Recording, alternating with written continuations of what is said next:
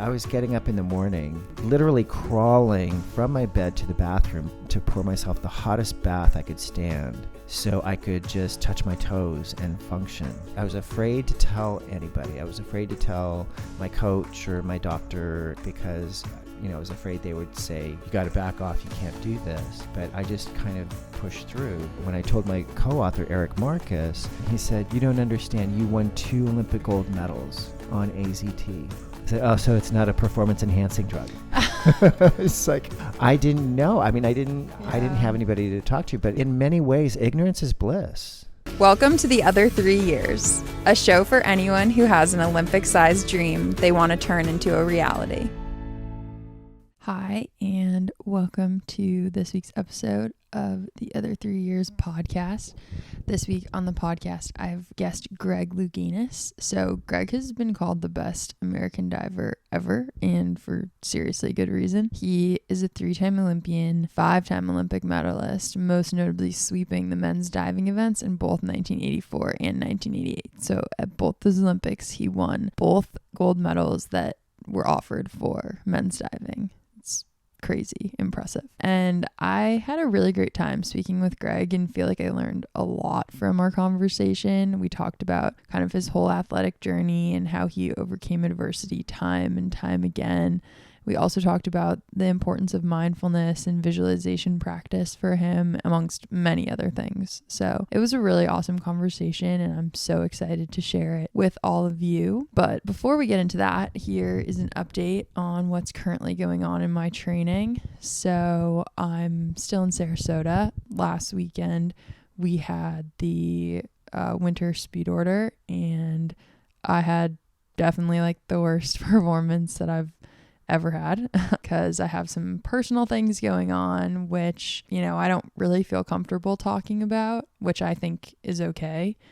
And I also own my results, and I'm not saying that to give them an excuse. Those are the results that I had, and, there are reasons for it. Reasons and excuses aren't the same thing. So it's definitely been a hard time, and obviously really frustrating for me because, I've put a lot into training over the past few years, and especially this year, and to have this stuff happening right now is really, really frustrating. But I can't really dwell on the past or be mad about circumstances. I kind of only can look to the future and control what I can control. So I'm just lucky that other people are helping me and figuring out what I can do to get back to where I need to be, and that's all I'm doing. And while it was frustrating, and it continues to be frustrating, and I never want to not have my best performance, I'm also proud of myself that I did race. I think taking the easy road out would be when you're not prepared for something, just not showing up, and I didn't do that. So I think I'm still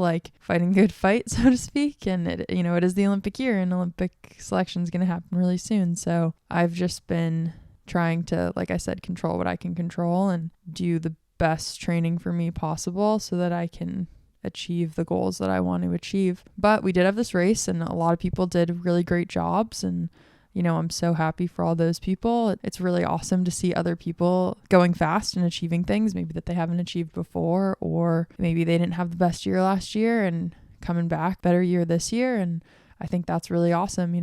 I think that you can at one time both be frustrated with your own performance and happy for other people's performances. So, I'm really happy for other people, and it's really motivating for me, to want to keep getting healthier and better and back to feeling good. Other than that, we moved out of our hotel, and I'm in a Airbnb now, which is nice. Not that the hotel wasn't nice, but it can be nice to change things up every now and again. And now there's kind of a 2-week period of time before the official Olympic selection camp starts. So it's not really a break, but it's kind of a little bit of a break. The past couple of days, there haven't really been any coaches around. Tomorrow, Wednesday, we'll start having some coach sessions again. So it's a little bit of a mental break, I think. And also the stakes aren't quite as high for these next 2 weeks. So a little bit of time for people to just decompress, because then we're going to go into official selection camp. So about really intense time. So nice to have a few weeks of a little bit less stressful time before we get into that. That's kind of what's been going on. But I also have to say, like, I am very grateful for kind of the support that people are giving me. It's really nice and it's very appreciated. And yeah, I don't know, like, losing sucks. There's nothing else you can say about it. And not feeling like yourself sucks, I think, is really the thing. Like, losing when you knew that your performance was everything you could have given is an easy pill to swallow. But losing when you know that wasn't even close to what you're capable of is, like, frustrating. So yeah, I mean, I don't know. It's like sports. So these things happen, but I'm lucky that it's February and not July. So there's not a lot of time, but there is time. So just kind of trying to keep my head on straight and do my thing, because I know that if I can correct ship and get where I need to go, this is just going to have been a blip. But blips feel really big in the moment. So now it is time for my conversation with Greg Louganis.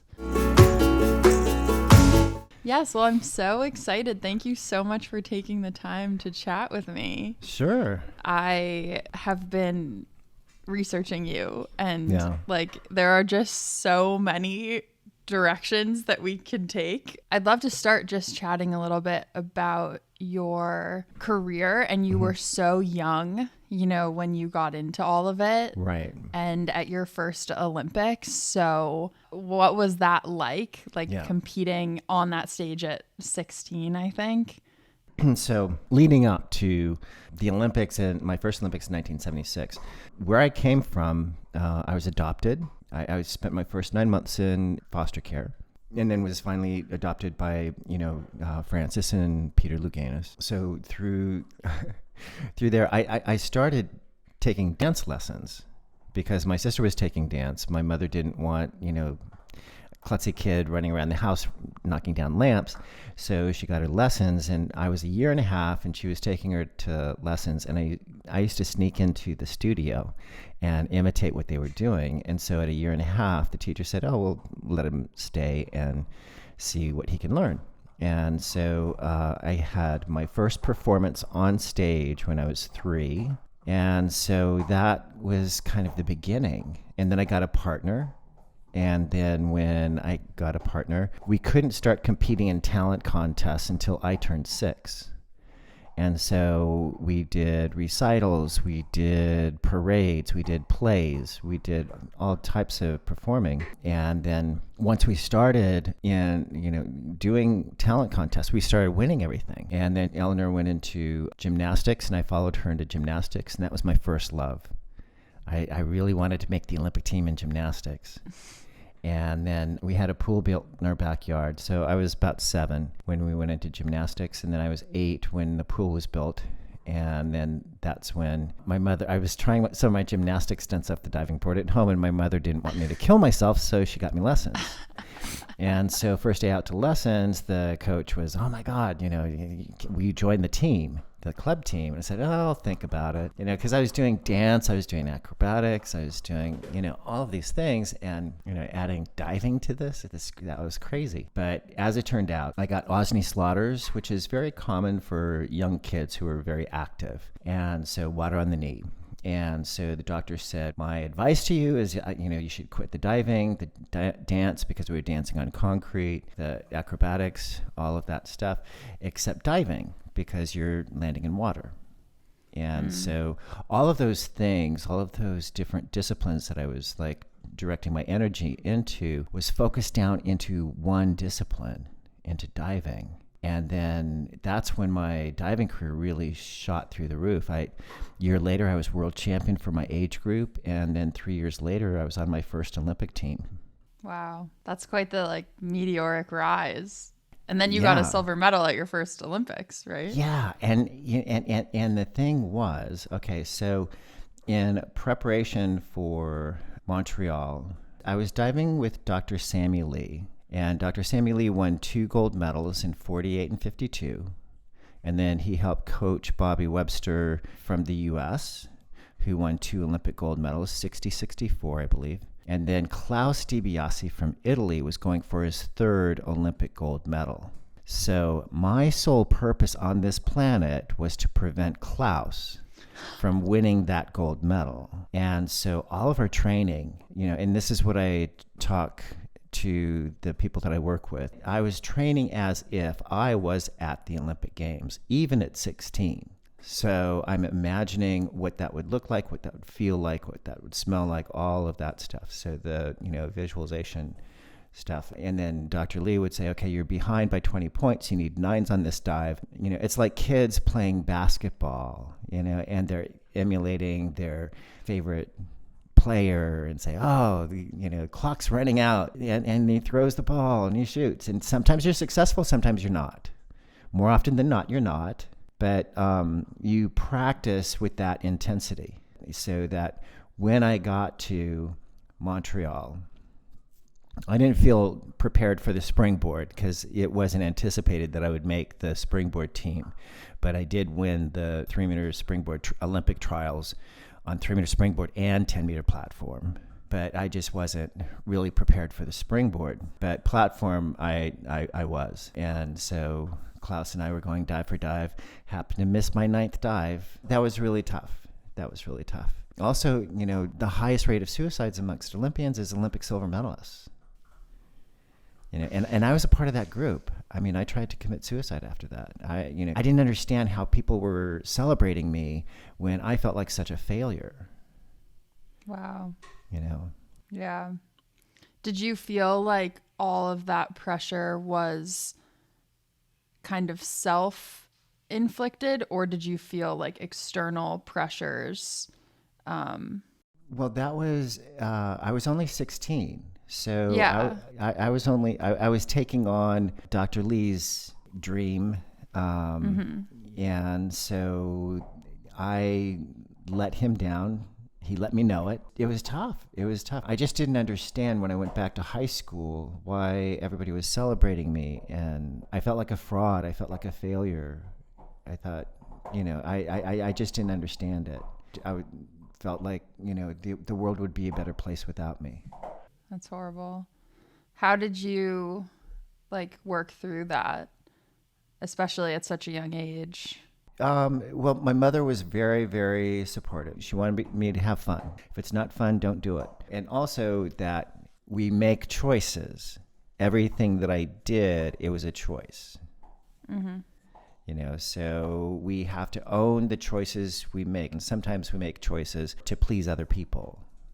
Ultimately, we have to live with the choices that we do make and own them. So that was one of the things that was incredible. Also, I went to Ron O'Brien's diving camp when I was 15 in 75. So it was a year before the Olympic trials. And that's really how I qualified for the Olympic trials. There's certain skills that he taught me so that I could be successful. And then he came out to California in 78. And so then I started diving with him.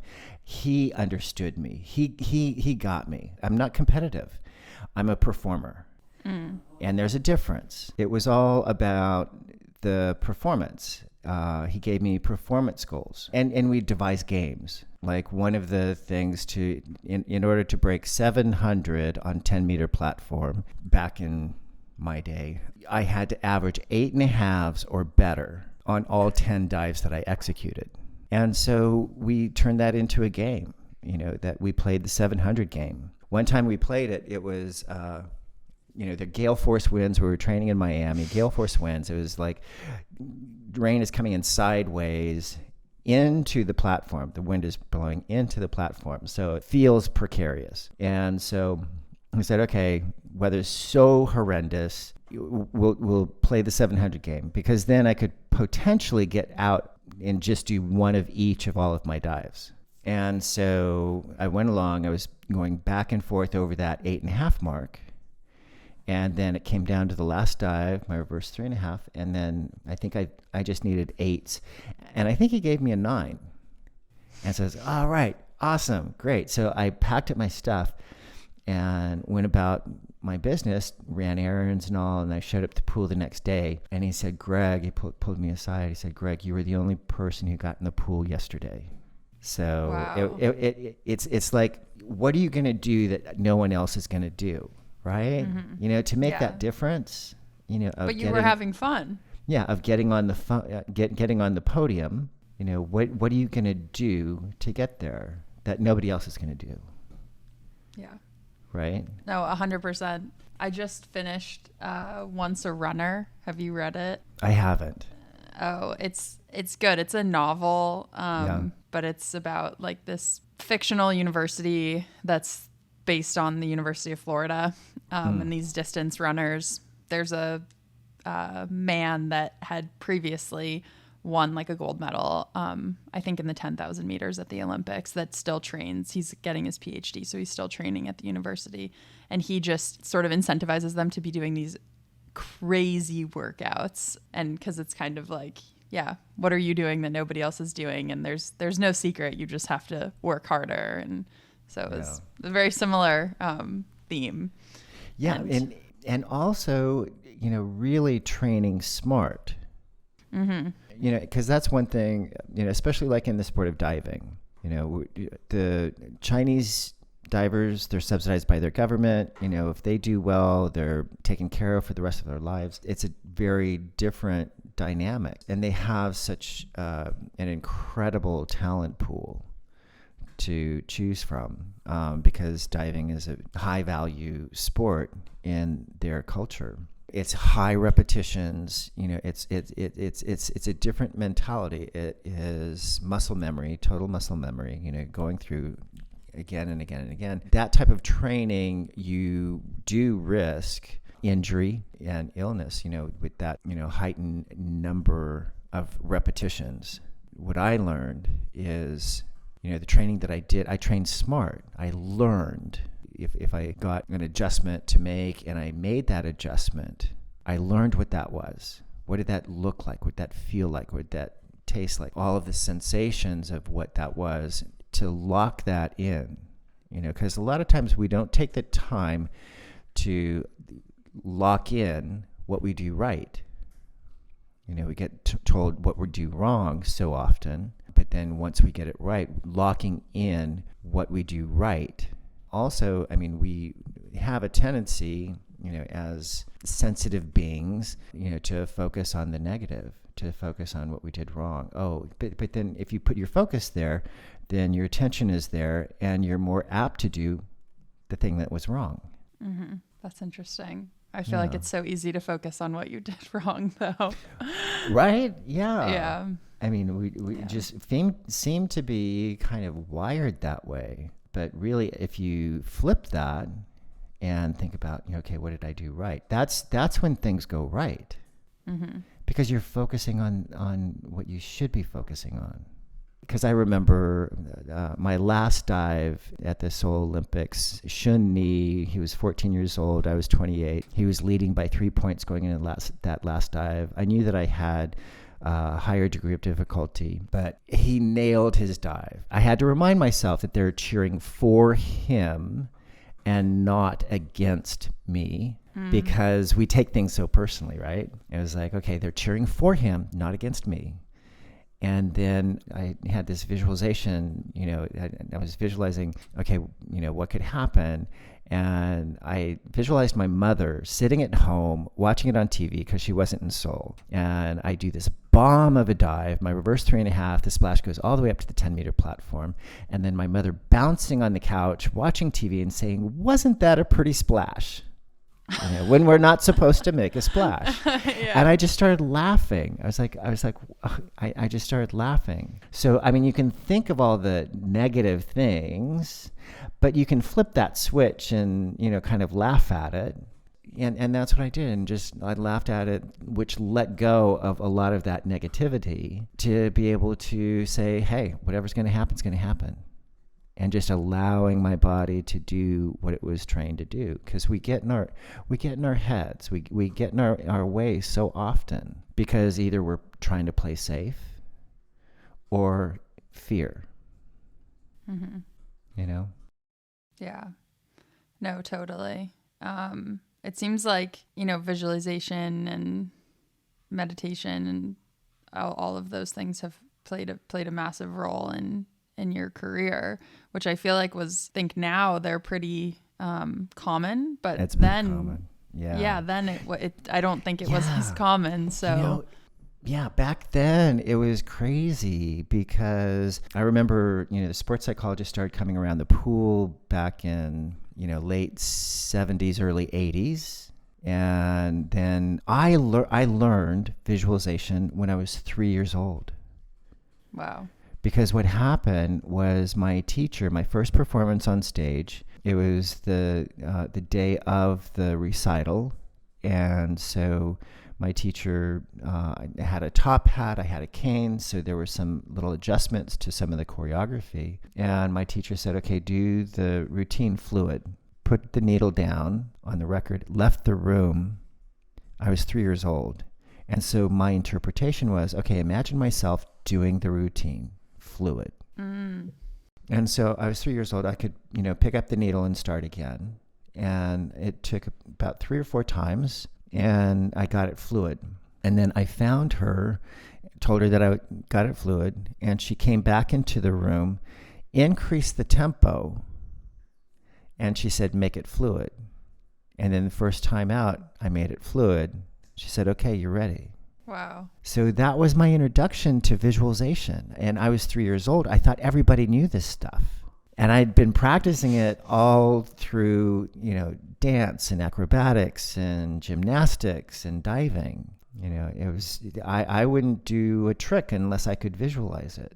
Yeah. I mean, I think it's not that common, especially for a little kid. I don't think I learned about visualization until college, maybe a little bit in high school, but now it's really now it's something we talk about a lot, but and the other thing that I realized is that when I was 11, I was fascinated by the series Kung Fu. It's before your time, but David Carradine, Kung Fu, he could control his body, to where he stopped breathing, stop his heart. So, they would think that he was dead, but he wasn't. He had such control, and that was through meditation. It was through, all of that stuff. And I got fascinated by that. And then I found a book in my father's office, and I didn't read much, but it was Jose Silva's, it was about mind control. And I thought, oh, this is it. So I really dug into that. And I didn't realize that it was Jose Silva until I came across Vishen Lakhiani, did the 6-phase meditation, was teaching that. It's like, oh my God, this is what I was doing. So it must have been the Silva method, the Silva stuff. And it's like, wow, that is so cool. So it was fascinating. But I was just always fascinated by that. How can we push our bodies and our minds, right? Your mind is so much stronger than you think. Yeah. Well, kind of speaking of that, I feel like it just must have been such a tough time to go from, disappointment in 76 and then disappointment again in 1980. I look at 1980 kind of as a mixed blessing, really, because in 1980, diving was something I was good at. It wasn't something I was particularly enjoying. I was in the theater department. Probably my trajectory, had I gone to the 1980 Olympic Games, is what I had intended is if I was successful at the 80 Olympic Games, I was moving to New York. I was pursuing the acting thing. Because that's what all my friends were doing from college. And so, that would have been very different. But because that was taken away from me, then it changed the focus. It's like, well, I don't want to give up on that Olympic gold dream, right? So it was my coach, Ron O'Brien. His biggest concern was to keep me engaged in the sport, to keep me pushing forward. How could I push forward? And so he was the one who really got me through. And then and actually got me to 84. I broke 700 on 10-meter platform. And so I got my 2 gold medals. I went to the nationals right after that, and I broke Cynthia Potter's record for national titles. And my intent was to retire after that. I got all my I got the Olympic gold. Broke Cynthia Potter's record. My intent was to retire after that Olympic Games. But what happened was I went to the president of USA Diving at that time, Phil Boggs, and I said, well, what's going on with trust funds? Because this was during the time when we were true amateurs and we couldn't do certain things. And so in talking with Edwin Moses, we were talking about, putting trust funds in place so that an athlete can pursue his athletic career beyond college and be eligible. And so when I went to Phil and I said, what's going on with trust funds? He said, Greg, you're the only one that it affects, and you're retiring, so we don't have to spend the money on the attorneys to get the trust funds put into place. I said, fine, I'm not retiring. Do your homework. It just really pissed me off. And so then my intent was to stay eligible until the trust funds were put into place. And it took 2 years. And then in that 2 years, I found myself at the World Championships in Madrid, and I won. And so Ron came to me and he said, well, what are you going to do? Trust funds are in place now. And you said you were going to retire, but it's only 2 more years. I said, okay, 2 years, I can do 2 years. But I mean, what happened in that 2 years is pretty insane. I mean, that was, who could have known what that was going to be like? It was because it was crazy. I know we all joke that you can't ever say you're going to retire because then it doesn't happen. Yeah. So you can't make those promises. Yeah. Do you have a favorite year in terms of just training, maybe not necessarily competing, but just when everything felt like it was clicking and it was just you look back and you're like, that was it kind of. Well, you know what? I'll say this, and it'll probably surprise a lot of people, but I'm going to have to say the 1982 World Championships in Guayaquil, Ecuador. The reason being, I never thought I was good enough. Even after I won all this stuff. I won, and I just didn't think I was good enough. So I felt, kind of like an imposter. But what happened in 1982 in Guayaquil at the World Championships, so I won the prelims, and so I went last. And Alexander Portnoy was right before me, so he was second. Alexander Portnoy from the Soviet Union was introduced as Alexander Portnoy, Soviet Union, Olympic gold medalist 1980. And then I was introduced, Greg Louganis from the United States, Olympic silver medalist 1976. What? And I looked at Alexander and said, in my head I was thinking, you won the gold because I wasn't there.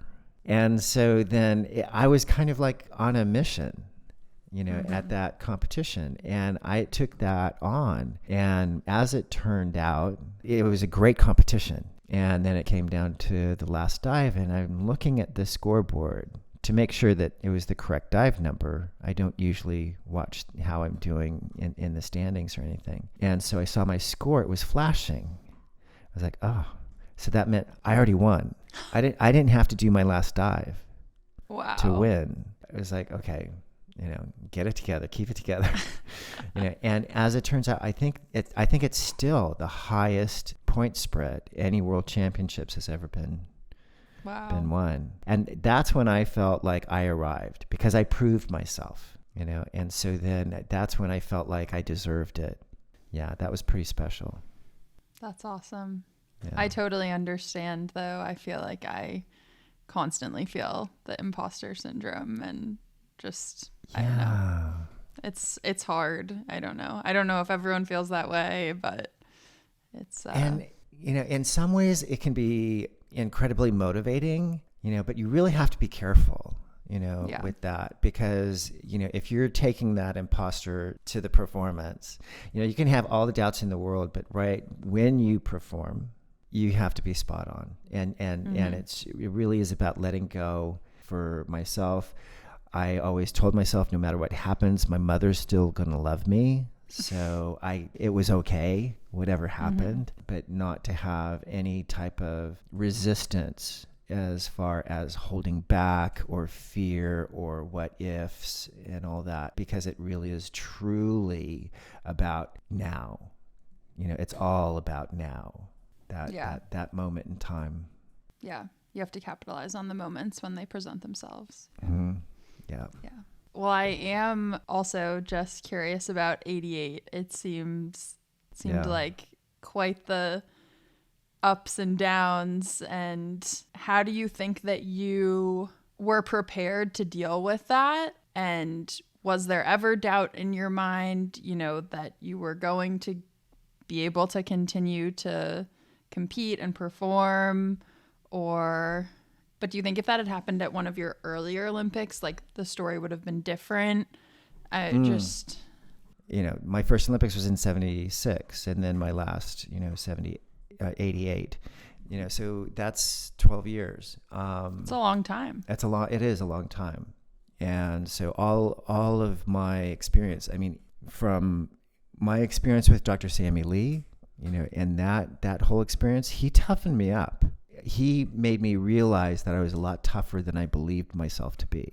So, even though it was difficult to live through, I see the value that he gave me. The other competitions, various experiences, the 10 years of love and trust with my coach, because you don't achieve greatness on your own.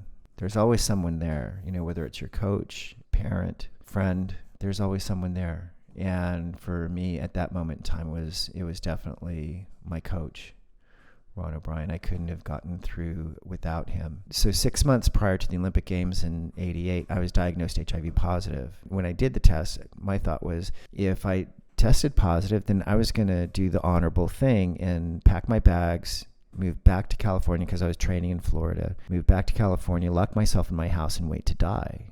Because that's what we thought of HIV at that time. You don't have, once you're diagnosed, they say get your affairs in order, because the expectation is you have 2 years at max. Wow. And so that's what I thought. I thought that I wouldn't see 30. But my doctor, who is also my cousin, said, the healthiest thing for you, we don't know when you were exposed to HIV. So the healthiest thing for you is to continue training, continue on that trajectory. So it was much easier and a much more positive focus to focus on my diving. I could focus on my diving, and he'd take care of the medical side, make sure all that is in order, and then my coach would take care of the diving portion. That was such a blessing, because so many of my friends who were diagnosed at the time that I was, their HIV became their next career. They were so immersed. Okay, what drugs are coming down the pipeline? What are my T cells? They were just obsessed with what was happening, and there wasn't a whole lot happening, so it wasn't really encouraging. So they remained in kind of a negative space, whereas I was focused on the Olympic Games. I did have an experience that I didn't understand at the time, but I couldn't share with anybody, and that was they put me on AZT right away. I didn't know what that meant. I didn't have anybody to talk to about my medications. One of the side effects is low testosterone. It lowers your testosterone. And what I didn't realize, I was getting up in the morning, literally crawling from my bed to the bathroom to pour myself the hottest bath I could stand, so I could just touch my toes and function. And I just thought I was overtraining. I was afraid to tell anybody. I was afraid to tell my coach or my doctor or anything like that, because I was afraid they would say, you got to back off, you can't do this. But I just kind of pushed through. I didn't realize that. And also when I told my co-author, Eric Marcus, he asked, did they treat you when you were diagnosed? I said, yeah, they put me on AZT right away. And he started sobbing. And I didn't understand that. And he said, Greg, you don't understand. Any of his friends that were on AZT, they didn't tolerate it well, if they tolerated it at all, because it killed a lot of people. They just couldn't tolerate it. And he said, you don't understand. You won 2 Olympic gold medals on AZT. I said, oh, so it's not a performance enhancing drug. It's like, I didn't know. I mean, I didn't have anybody to talk to, but in many ways, ignorance is bliss in situations like that. You don't know, so you don't limit yourself. Yeah. Athletes are pretty tough. Yeah. When you did officially retire, you did a lot of stuff like acting and in movies. And did you always keep in touch with, diving and with the diving community, or did you step away and then come back? Like, how was the transition away from, being a professional athlete for you? That was hard. I didn't feel really very welcome in that environment. There was still a lot of, homophobia. Yeah. And so I, focused on other things. And but it also gave me the opportunity to do musicals. I did Cinderella at Long Beach Civic Light Opera. I did Jeffrey in New York. I did a one-man show in New York, which I was really, really proud of. That's awesome. It allowed me to step away from something and really focus on something that it needed that kind of focus. And now, what is your role within the LA 2028 campaign? Yeah, with LA 28, I just started. There was a fellowship program that came up, and it's like, oh my God, that would be so awesome, because everybody says, well, what's going on with the Olympics in LA? The Olympics are coming back to LA. It's like, I don't know. It's like, what better way than to get involved. Mm-hmm. And so this has been great. It's also been wonderful to have that connection, more direct connection to a lot of my fellow Olympians. And I was a part of 84. The Los Angeles Olympics. It was a pretty awesome time to be here in LA, and that was pretty special. Yeah. So it's kind of a lot to live up to. Yeah. So that's and also, I mean, it's going to be different. I mean, we're living in such a different time than we were back then, but it's still exciting. It's super exciting. Yeah. I know. It's really cool. I also know very little about the 2028, campaign. Well, it was funny. What brought me there was I did a speaking event in Estonia for Vishen Lakhiani, Mind Valley University. And I spoke there, and it was very mindful, very conscientious about the carbon footprint. Then I went to Fukuoka, Japan, for the World Aquatic Championships, and it was like single-use bento boxes and all these plastic bottles, and it was like, oh my God, it was so crazy. I asked the president, I said, because he asked me, he said what my impression was of the World Championships, and I said, well, there was a lot of plastic. That's what really struck me, and I just feel like we could do better, and so that is something that really kind of triggered thought of, hey, get involved. Be a part of the solution. Yeah. So that's what kind of brought me there. Well, this has been so fun. Thank you so much for chatting with me. But and it's true. I mean, when I saw your podcast, the other 3 years, I mean, that is so incredibly powerful, to anybody that has been on any type of Olympic path, because we gear our lives toward that quadrennial. I that's how I remember everything is on the quadrennial. What Olympics? Oh, that was the Olympics. Okay, so 2 years before that or after that was World Championships, and then right before the Olympic Games is Pan American Games, and and it's just like you gauge everything. Is what happens on those 3 years, because when people see these elite athletes competing at the Olympic Games, that's a finished product. Yeah. And so it took years and years and years to direct and sculpt and nurture these individuals to be able to perform the way that they're going to be performing. Yeah. One of my favorite quotes from right before Tokyo was somebody, called me an overnight sensation. And my coach was like, yeah, it takes 15 years to be an overnight sensation. Right.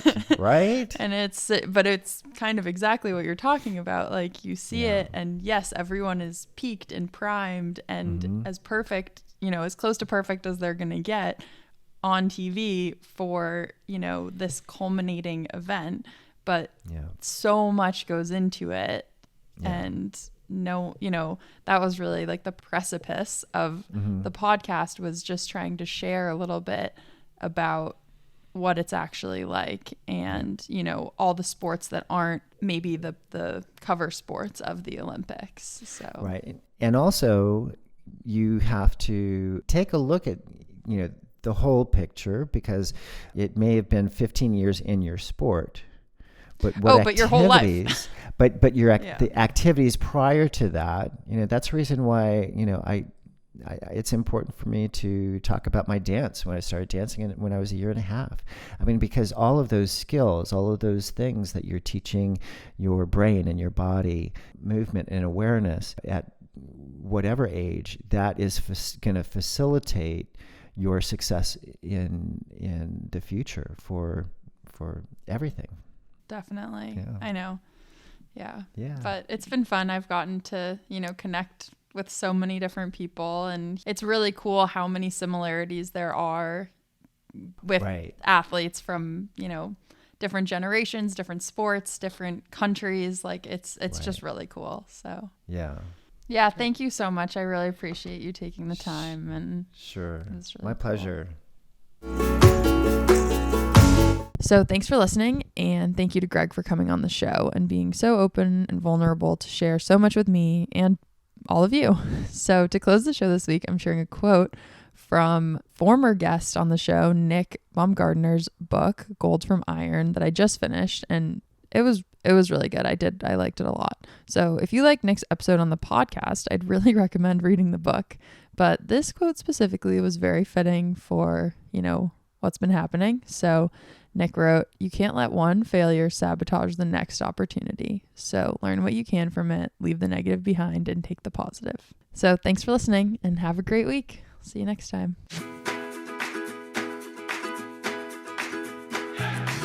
I'd love to hear from you. So send us a topic suggestion, or if you'd like to submit a question for our Ask Christy Anything segment, head to our website, theother3years.com.